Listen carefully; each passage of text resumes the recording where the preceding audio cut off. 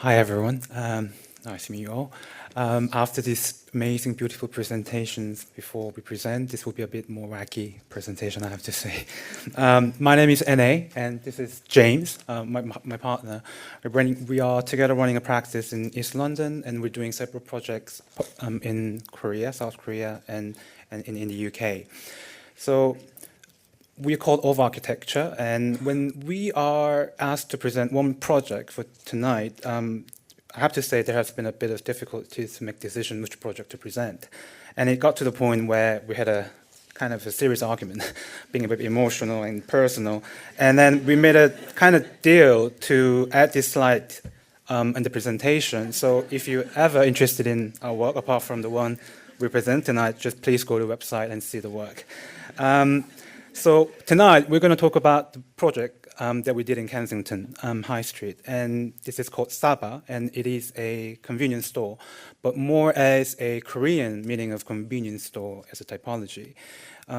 But the project was initially meant to be the minimal use grocery shop, but we really wanted to question and understand and really push this idea of convenience store especially of which from Korea, so that we can bring in some kind of new type of culture experience and also, so to speak, enlarge new way of consuming. So the project is right below the Hyde Park. So as you walk from the Hyde Park towards the High Street, you'll see the frontage of the building, which is actually a really good location. And as you all know, Kensington High Street has always been the most primary streets in West London. And it has always been this focal point for all the commercial restaurants and businesses around the area. And we don't exactly know when this building was built, but we could find this photo back in 1909. And with the rapid growth of customers' expenditure after the revolution and urbanization, the high street, not just only this street, but also in general, has always been, let's say, a destination for all the commercial experience, continuous shopfront and window shopping through the street.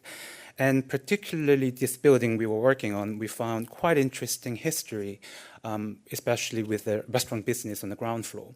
So what we could find as a first record was this authentic Cantonese restaurant called Futong, which opened in 1965, I believe. And they lasted for many decades. I think it's more than 40 years. And then it became a different name, but the same restaurant. And it became later different brand, the Italian restaurant Strada. And then we had this Yes Kensington, which was a authentic Iranian restaurant on the ground floor, but they had to shut down their shops and because they ran illegally they ran a shisha bar in the building. So as I said, this building had a really interesting history, let's say, rich history of this kind of food industry, the F&B businesses. And now it's given to our client, who is actually Korean, but who is also running a Korean restaurant business in the same street, in the High Street, Kensington. So at first, though, it was meant to be a full refurbishment of the entire building to turn it into a gallery, a cultural venue. So we did a feasibility which included this triple height gallery space in the basement, new central core in the middle of a building. And while we were doing this kind of stage 2 to 3 design, clients wanted to put a minimal use shop so that the building can operate immediately. So in a way, it started as a pop-up grocery shop, but we really wanted to push this idea of convenience store so that it becomes something a bit more than just typical grocery shop or corner shop, which we can imagine. The convenience store as a types, let's say, started from America, as you all know, in 1927 in Texas. And this small shop became 7-Eleven by extending their working hours. And you can imagine this huge success of the convenience store business was due to this culture, let's say, highway culture in America. And that was completely shifted by what's being imported to Japan. The first convenience store in Japan opened in Tokyo 1974, when was the economic boom era of Japan. And as the name of konbini, the Japanese convenience store has expanded across the nation immediately and became a kind of new way of living in city life in Japanese society. What they did was they served this kind of a ready-made meal in a really good quality, like onigiri or lunchbox, or these warm fried dishes, which they call it tempura. So in a way, this became almost like it kind of went beyond the grocery shop, but became a place that people had a meal, like in a relatively in a good quality, without having to go to the proper restaurant. And I think I would argue this was completely shifted again when it was imported to Korea. The first 7-Eleven in Korea it opened in 1989, and this was right after the Seoul Olympic Games in 1988, which was followed by huge economic boom and urbanization of South Korea. And with the rapid growth of middle class in the mid-80th centuries, this convenience shop as a new type, was promoted actively by the government and the media and so on. So many TV shows really exposed the scene in being in this convenience shop, creating this kind of new symbolic images of modern life, and these cool and hygienic images of the shop really influenced the shift from the traditional corner shop cultures to convenience shop culture, especially among young generation. So since then, now there is a huge increase of number of shops, the convenience shops in Korea, and you can imagine this is also in parallel with the number of increase of single household in the Korean society. And now if you go to Korea, you'll see this shopfront of convenience shop every single corner of the street, and which becomes almost like a typical and banal streetscape of the city and cities in Korea. So far beyond being a place to stop to buy stuff, it almost became the place that you kind of eat and stay and drink and cook your own meal, almost becomes your own kind of a living room, and I would say, which you can see many shows in Netflix. So as many other shops, they have groceries, they have snacks and the ready-made meals, but they also provide this kind of self-service station where you can self-cook your ramen, have your own coffee and make your own the dishes as you wish. This kind of really responds well with this kind of a fast-paced kind of lifestyle of Korean society. And it also provides this kind of in and outdoor seatings and with the cutlery provided. And most of all, it opens 24/7. So it really becomes the kind of 10-minute restaurant or 10-minute bar, 10-minute pub, the cafe, even everyone's shared kitchen in the middle of city center. And this is Hangang River, which I think is the busiest public space in Seoul. And obviously, I mean, there's many convenience stores in the riverside. And if you go there in a nice day, there's an endless queue and row of people cooking their own ramens for 5 minutes, having really boiling hot noodles. And it somehow, by doing so, this kind of convenience store as a type creates this, almost becomes a civic and social infrastructure that really creates this efficient culture and convenient culture within the society. So arguably, this kind of blurs the rigid boundary between different architecture typology. For example, private and public, or domestic or non-domestic, or commercial or non-commercial.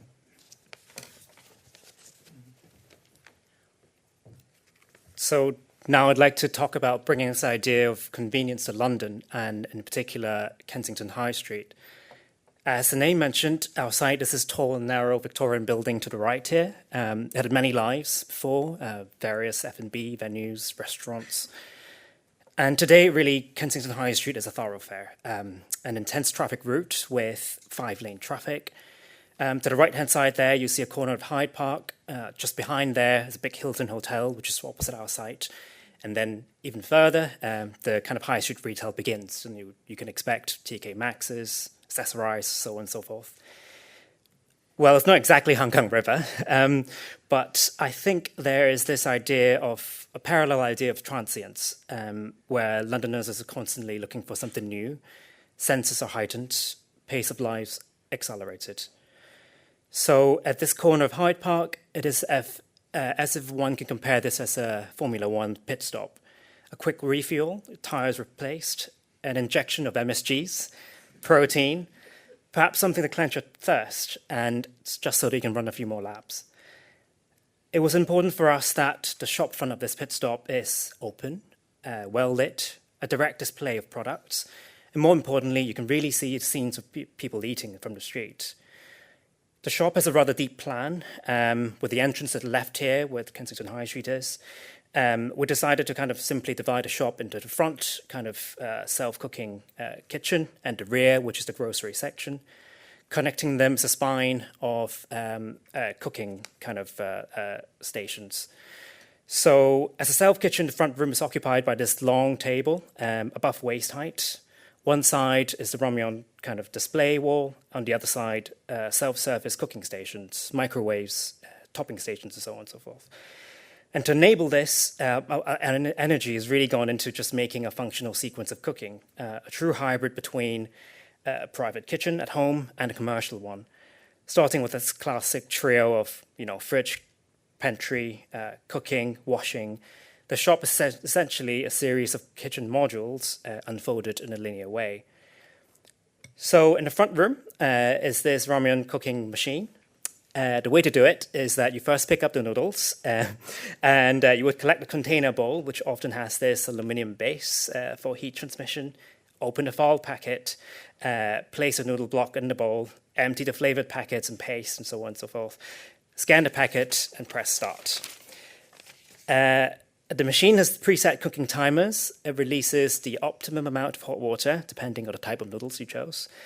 Once the induction hot plate and noodles are being cooked, you stir the noodle block, and the noodles are ready.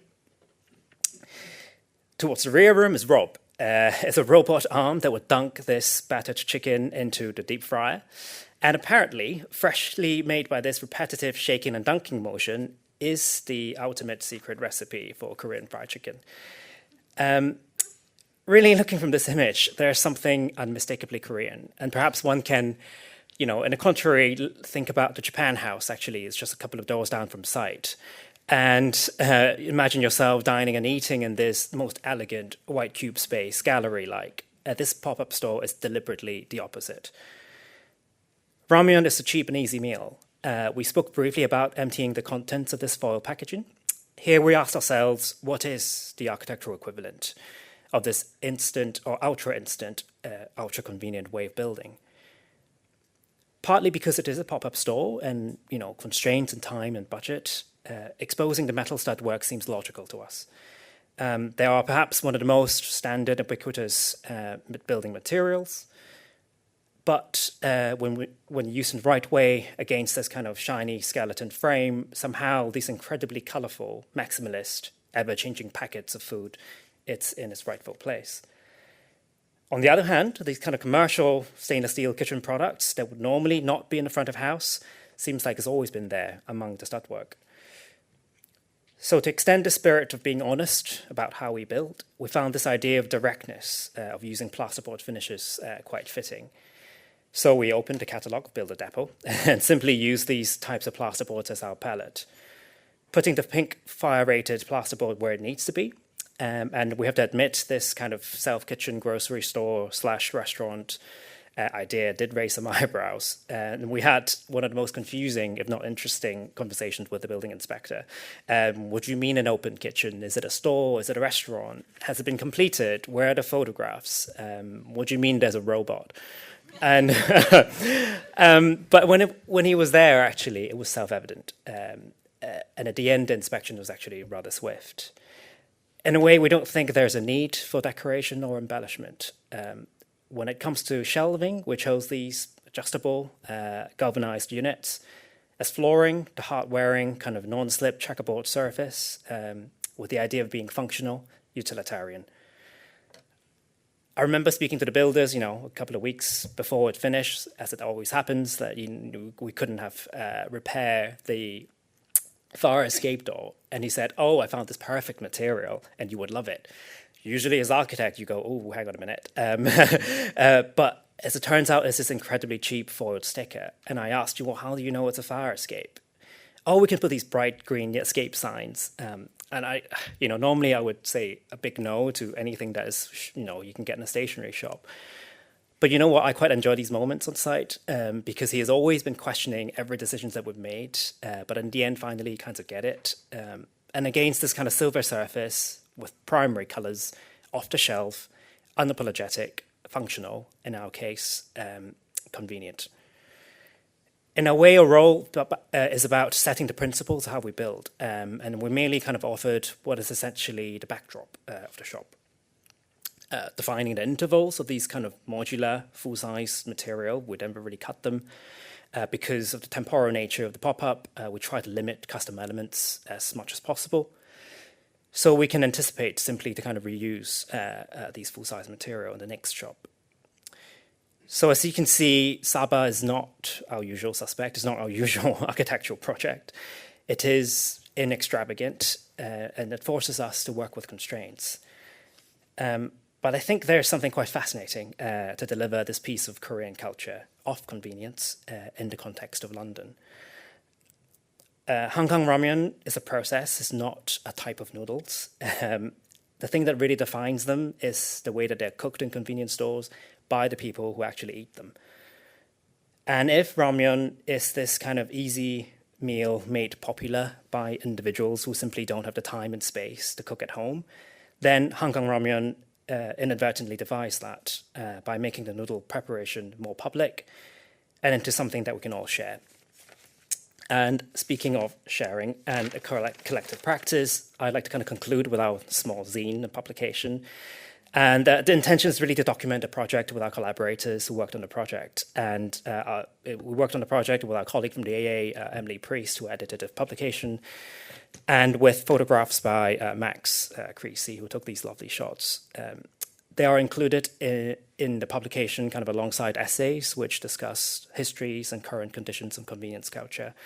These essays were written by architect writers, a curator, and chefs, who generously shared the secret recipe of fried chicken, among other dishes, beautifully illustrated by our graphic designer friend. So this is Sabah. Thank you. And if you want one of the zines, is in Photographers Gallery, Mac Culture, and the AA Bookshop. Thank you.